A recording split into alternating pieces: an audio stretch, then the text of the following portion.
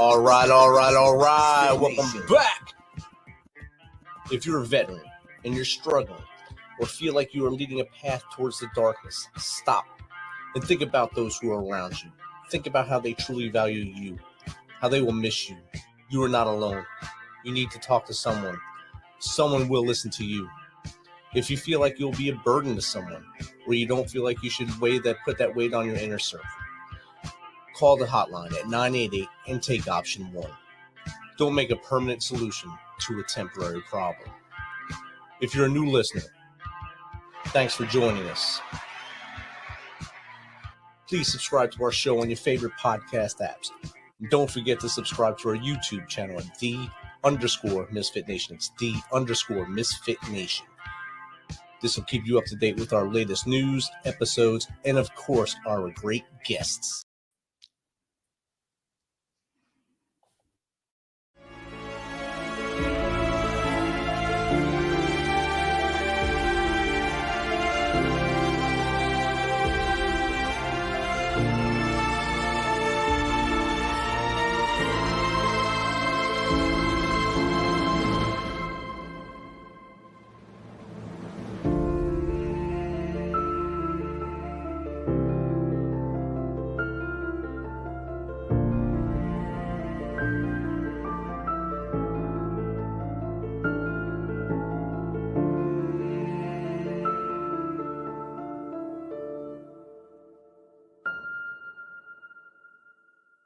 In An Enemy Like Me, I used the backdrop of World War II to show the angst experienced by Jacob, his wife, and his 4-year-old son as he leaves for and fights in a war he did not create.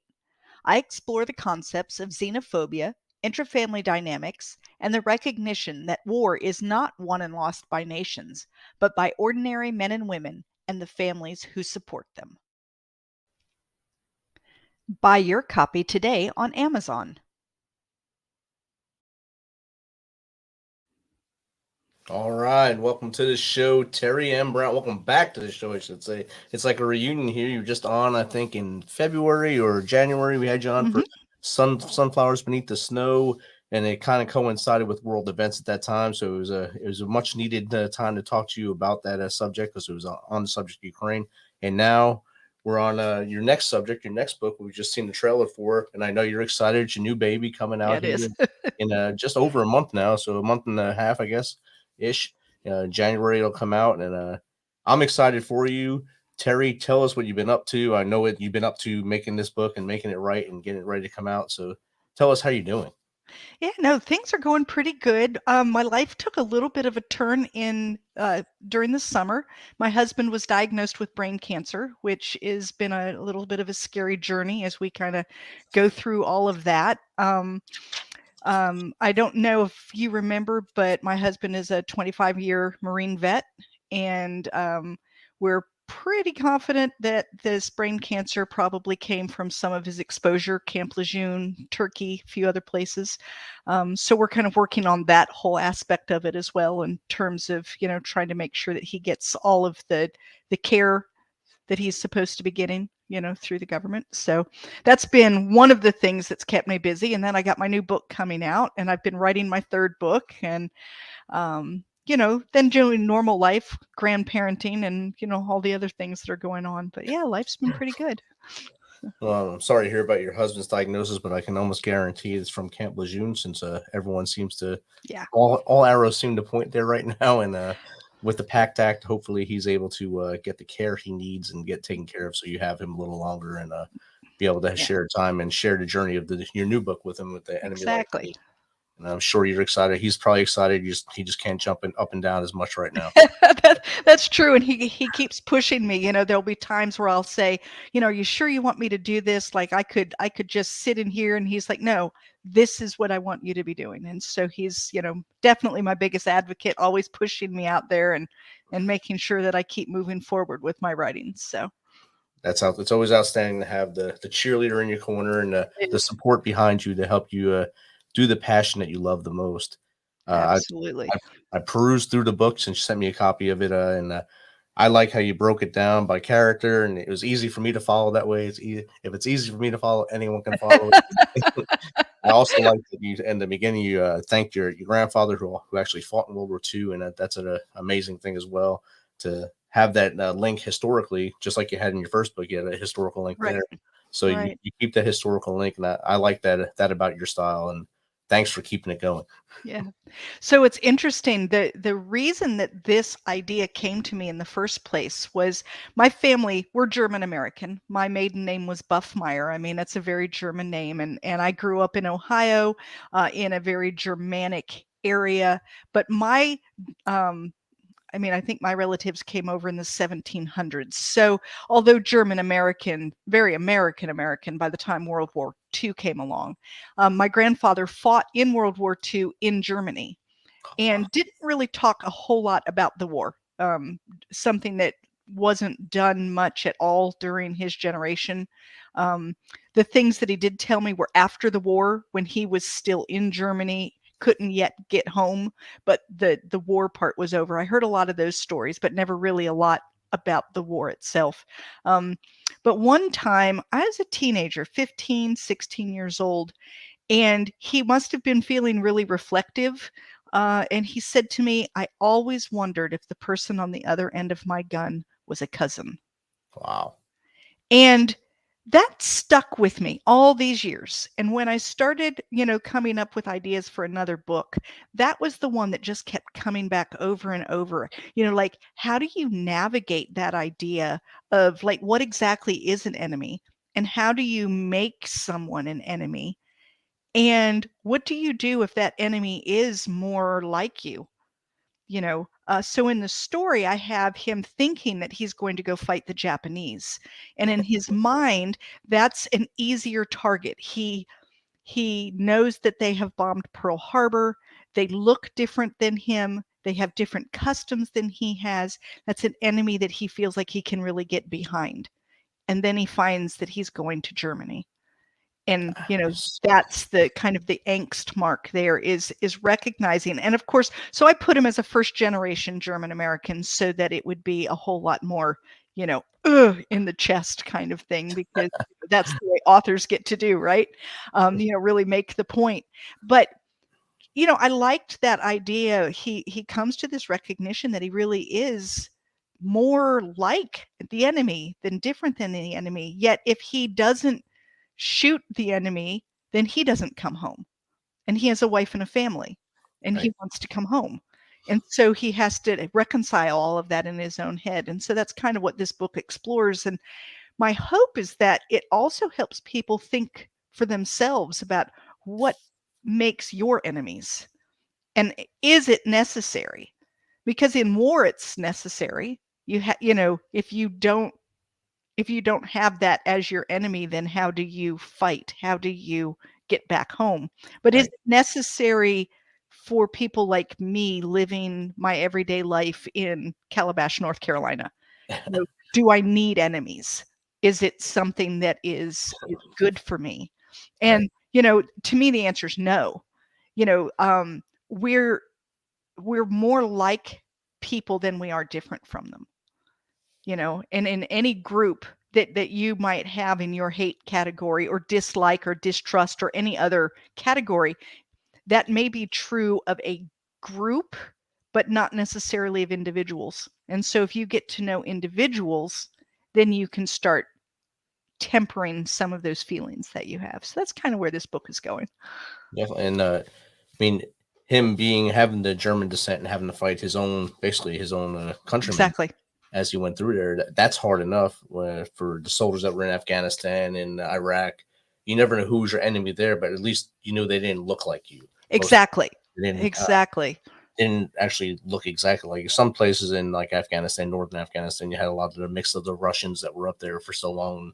They made some offspring, so they kind of looked like us a little bit, but not a lot. And it's a big difference when you're almost fighting your brother, kind of like Civil War times, I guess. Yes. Than going to World War II and you're now an American going to fight your own countrymen. That's got to be horrific for anybody.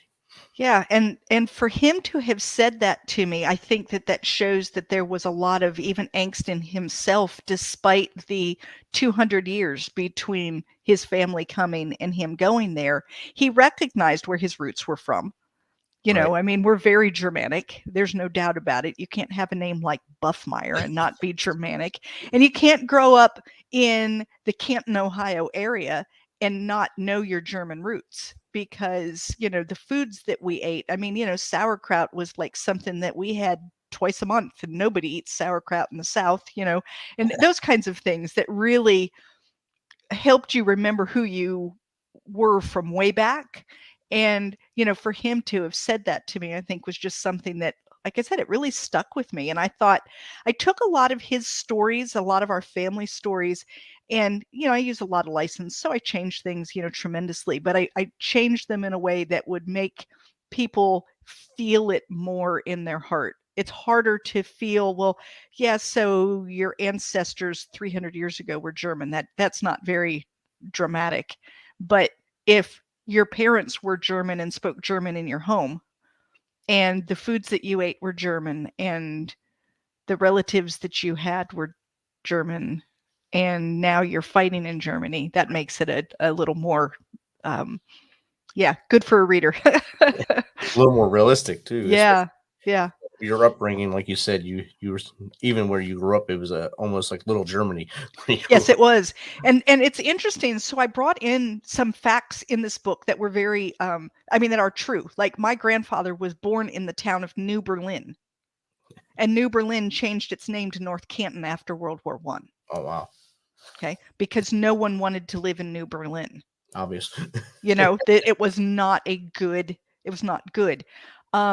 He was born Buffenmeyer and changed it to Buffmeyer because Buffmeyer sounded less German. The Buffenmeyer was more Germanic in his mind, and so he dropped some of that and started using it as Buffmeyer. So there's a lot of things that in the story I talk about, those kinds of things where people were changing their names, changing the names of their stores, changing the names of their churches and things to be less German. Yeah, So I'm sure that was hard. You had the German Americans have to do that, and then the Japanese Americans on the West Coast exactly. were also going through the same exact battle e- there, but Exactly. except they were locked up. So Well, and you know, the thing is, though, is that a lot of people don't know it, but there were German American camps as well. wow, see, I didn't know that. See, a Yeah. lot of people. I know there's a lot of people. Yeah. So they were not nearly as prolific. It was harder to lock people up that were of German descent. First of all, they looked like everyone else in, you know, their areas in which they live. There wasn't like a big significant difference. Whereas the Asian Americans, immediately people would look and say, well, why are they still out walking around? Right. But anyone that they felt had a tie to Germany, a direct tie, like they're obviously still writing letters back and forth to family and those kind of things, were suspect and could be thrown into a camp. So Wow.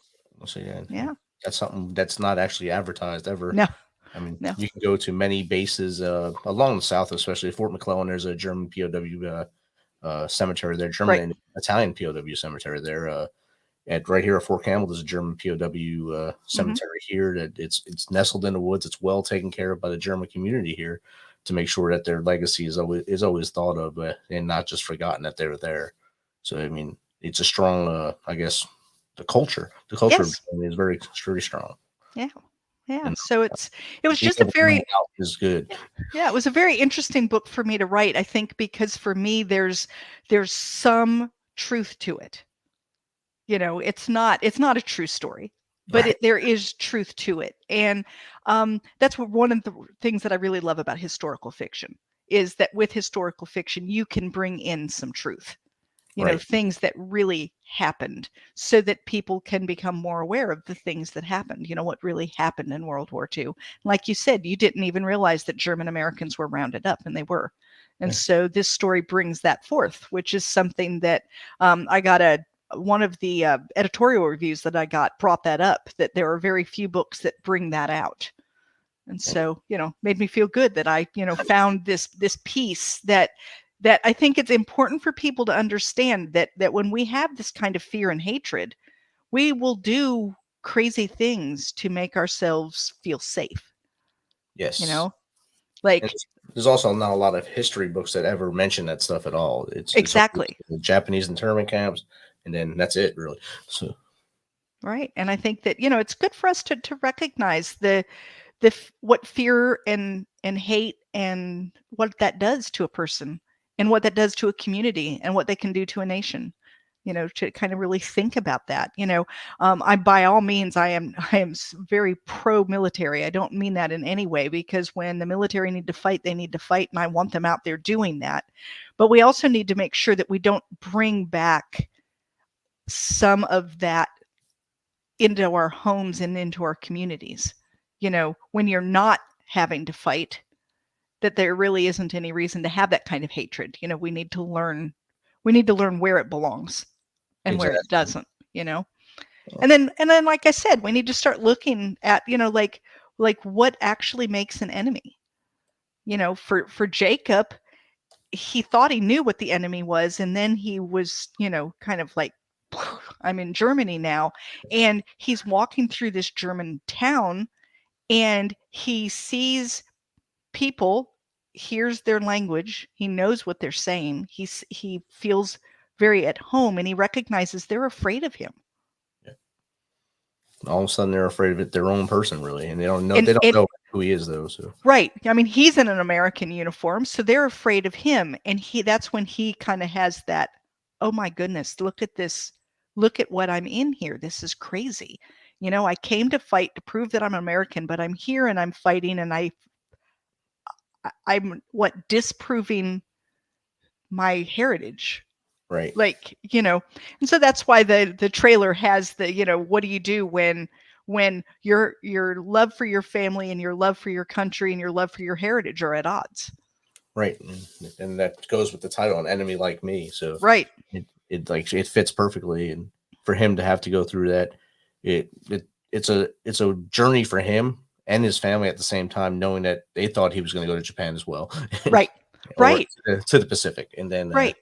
here he is back home fighting. Back home. And yeah, and of course I make it even more poignant by having him, march through an area where he knows his ancestors used to live, so that's and what's interesting though is that I make it more poignant that way, but it is true. My grandfather did march through areas that he knows that family came from. Oh wow! So so it really is, there's a lot of truth. Like I said, there's a lot of truth. I stretched it, I rearranged it to make it fit my story, but there's a lot of truth in there. So I think that's when you can find some truth and then write a story around it, I think that really brings out the feelings and helps people really experience the book with you. It definitely does, and it lures them in. Like I said, it was easy to follow. The way you have it broken down is very easy. It's like the principle. Keep Yeah. it simple. So, I won't say the last word, but keep it simple for us, and it's good for me. And that's kind of how I'm writing my second book as well, trying to keep it as simple as possible. The titles of each chapter are simple, so this is what's happening now. I know what's going to go on, or I know Right. who the main portion of this is and why it's happening. That way, you're not trying to guess by some random title that some authors do and try to throw you off. I don't know why, but they do, or they just throw me off, maybe. But Well, I think that sometimes people are trying to be, um, edgy or yeah, catchy or whatever. I have a real hard time with chapter titles. I don't know if you noticed, but all of my chapter titles are the person that we're talking about right now yeah, and the date. right. The date, So like if we're in spring of 42, I want you to know that. And right now we're dealing with Bonnie. That's who we're going to mostly be talking about in this chapter. We're seeing life from her perspective, and this is the time period you're in. right, Next chapter, oh, we're back to William. And just so you know, we see William now as an adult looking back as well as a child. So this is him looking back, and it kind of gives you, I just feel like it's easier, especially because I have the three main characters and then I have the dual timeline. So we're both in World War II and we're current looking back. right. And I want to be sure that my readers have full understanding of where we are. I don't want them to be reading and going, I don't know where I am. What just happened? Yeah. Oh, where are we? So It's always fun when you're reading and you think that you read everything, then the next chapter you're totally lost. You have to go back to the you last have to chapter go to back. see Yeah. what happened, and Yeah. oh man, I just wasted 2 hours of my life again. Yeah, so that happens to me usually for two reasons. I'm either really like tired and now I'm just reading words and I'm not processing anymore, Right. or I have a really hard time when I'm reading an author who loves to get really detailed. So maybe they spend 3 pages talking about the flowers out on the trees and in the garden. Well, I tend to go until I get back to the people. And inevitably, there was something in that little section that I skimmed that I was supposed to have caught.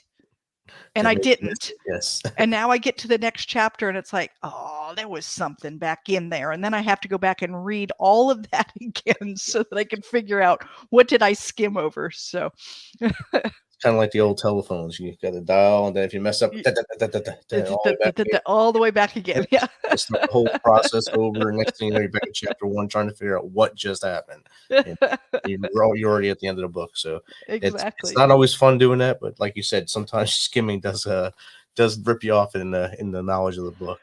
That is true. That is true. So I know this baby comes out in January, I think 23rd-ish, right? 24th. January 24th. Yeah, it's on pre-order now, so people can go ahead and order it on Amazon if they want to get it early.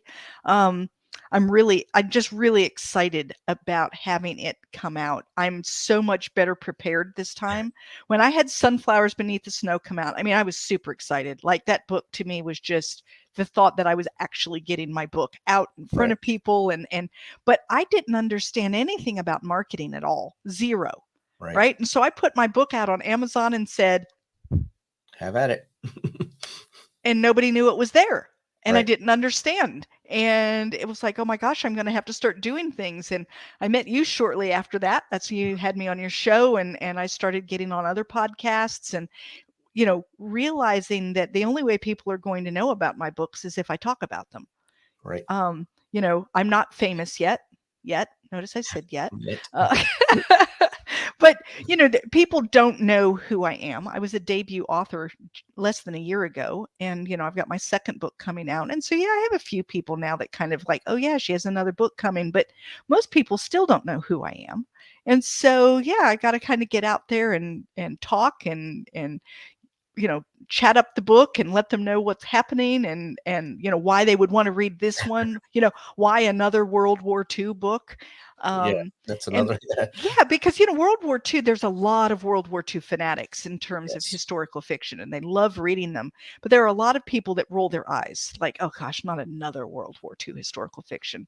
But I think the difference with this one is there's a lot of differences. One is that we see the same story from 3 perspectives.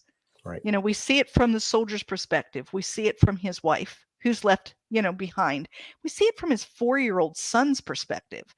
And that was actually one of my favorite characters to write, because how often do you get the chance to write from the perspective of a 4-year-old? Right. And have it make sense, like have it so that it's a valuable opinion. And so that was really cool to be able to do that. And then I actually then did a 4th same person, the 4-year-old, but as an adult.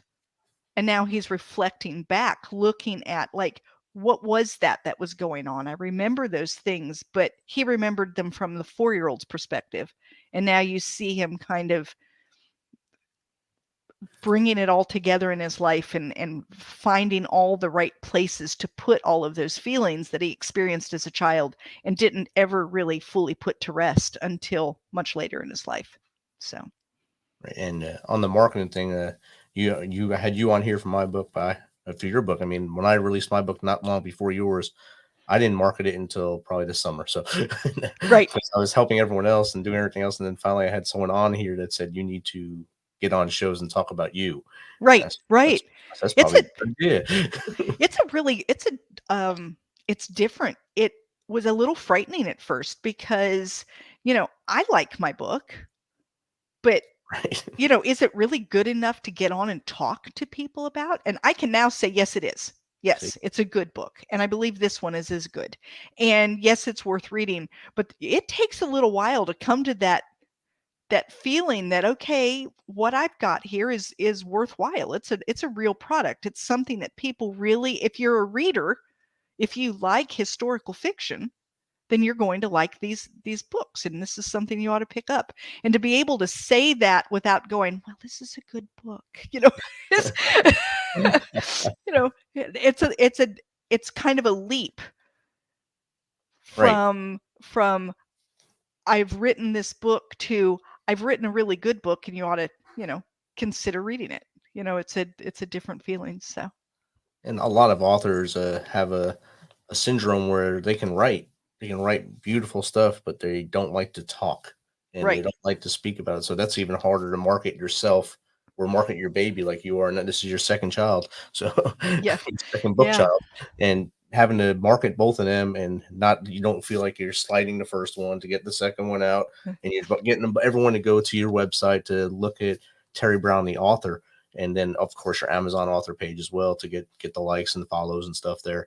So Yeah. people will find all your books when, as they come out, oh, I'm going to get that now. I'm going to get that now. And I'll pre-order it.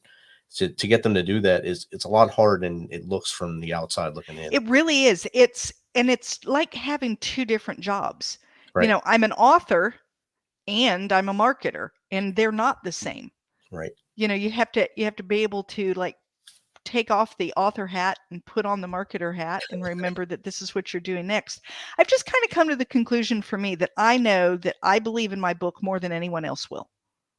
There you go. There isn't anyone else who's ever going to believe in it more than me. And so if I can't get out and talk about it and tell people about it, no one else is going to be able to. And Exactly. so I just have kind of learned to say, well, this is fun. Let's get out there and do this. You have to be your biggest cheerleader at that time. Yeah. Especially as a new author, basically only 1 year in, 2 books out now, or one book. One plus and a half. one. Yeah. Well, it's coming out here soon. An Enemy Like Me is coming out here soon in January. But when you're that young, that new in the author world, there's so many big name authors out there that have a powerful backing behind them, not just their publishing company, but the marketing company behind them. That markets Exactly. all this stuff that you're doing for yourself for them. So yeah, they're gonna get out there and everything's gonna wind up great for them, but you have to do all that same stuff on your own until you become right. And until you become the next big thing, And Right. so, like, Oprah, if you're listening, here I am.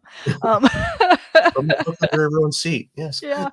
Yeah. So it's been an interesting ride. I feel like I'm kind of understanding what needs to be done. I've still got a lot to learn. I'm not saying that I've learned it all, but I feel like I'm in the right path now. And I know what I'm supposed to be doing with this book, and I know kind of how I'm supposed to be getting it out there and getting people to understand that it's available. And it makes me really excited. I'm looking forward to seeing what happens when this one actually launches. We're still in this pre-launch phase, and so everything I'm doing, I can't look and see if it's working. Right. Because the book's not even for sale yet. Like, Amazon still has it as pre-order, and that's all I know. You know, and so it's a little nerve-wracking. It's like, gosh, I hope I'm doing it right. You can't see any data points until it No. actually starts happening. So Right. hopefully all this is it'll work, and I know this will be out again just after the book releases. So everyone should be able to already have the book in their hand when they're watching it or listening and watching this the second time. Fantastic. So another question, I'm sure that you already started book 3. I have. So what will that one be about? So yeah, I'm writing this one is it's about a healer, 1890s. She lives in the mountains of North Carolina. I want to pull in a lot of the, like, folk medicine, some of the Cherokee Indian medicine, because there was a part of the Cherokee tribe during the Trail of Tears did not leave North Carolina and is still in North Carolina. We have a small tribe there.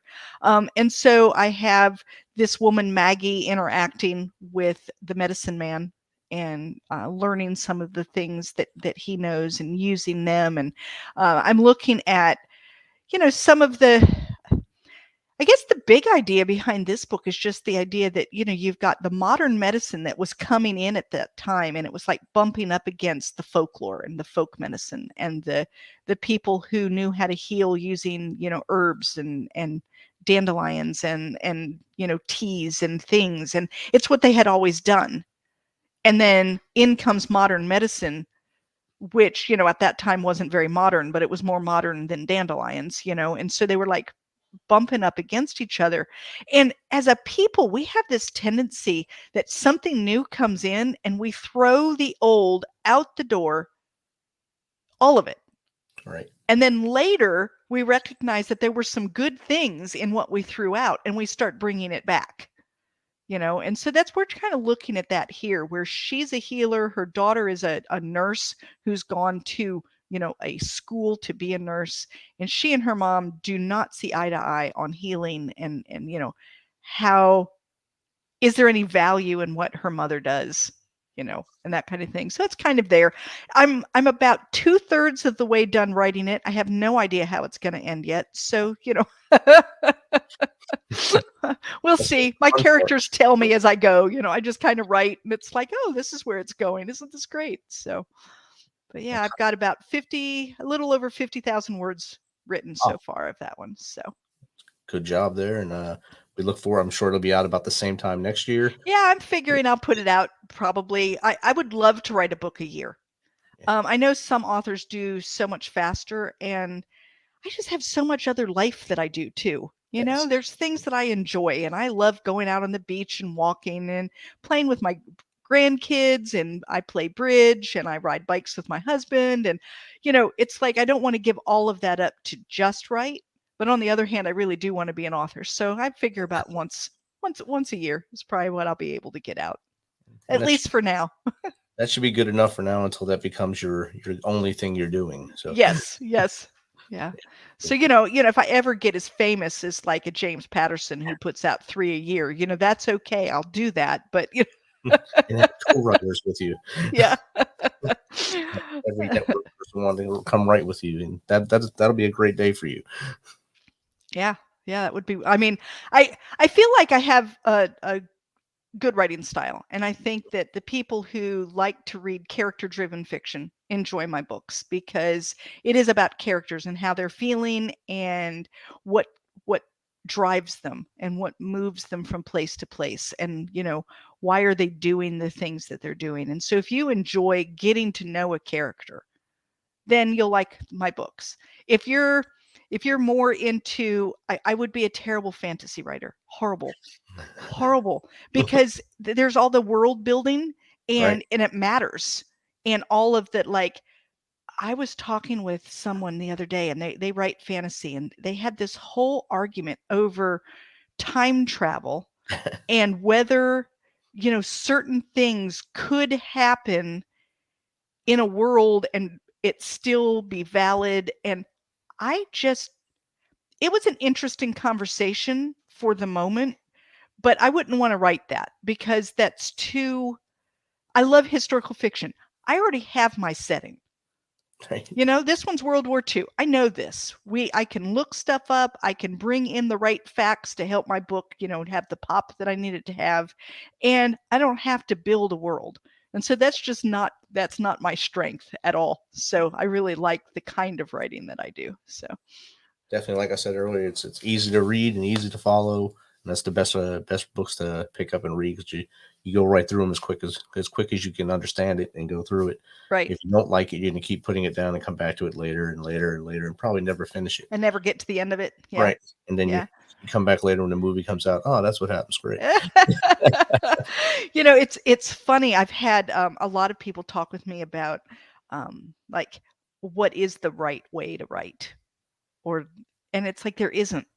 There's as many different kinds of readers as there are authors. And, what really sends me doesn't send other people. And that's okay.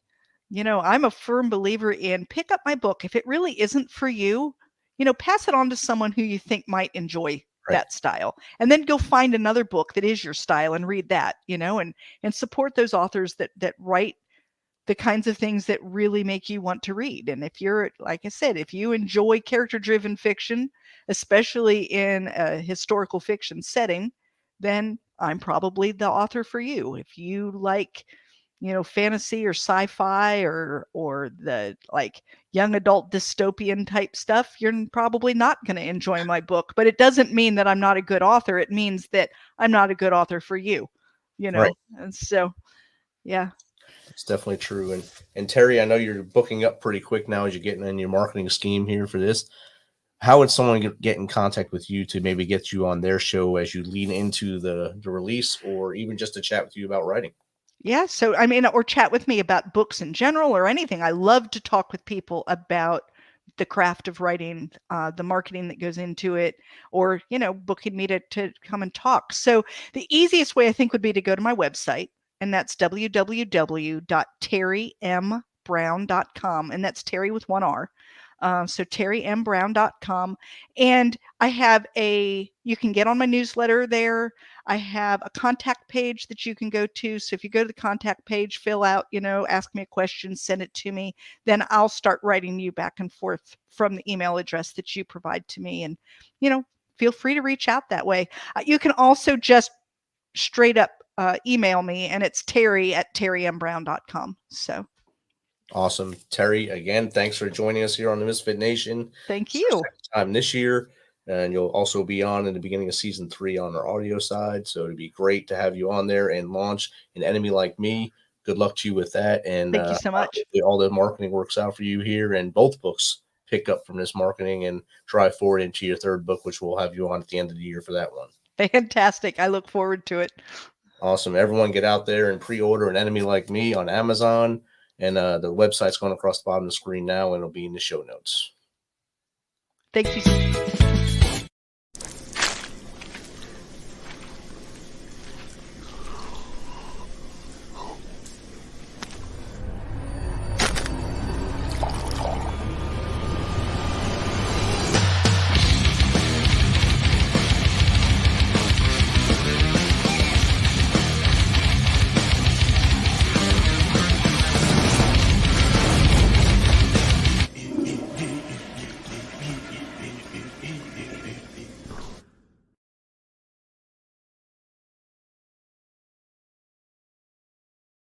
Thanks for checking us out and being a part of the Misfit Nation. Don't forget to visit our website at themisfitnation.com. That's themisfitnation.com to catch up on all of our episodes and also to get some of that great Misfit Nation gear. As always, be humble, stay hungry, and keep hustling, because we are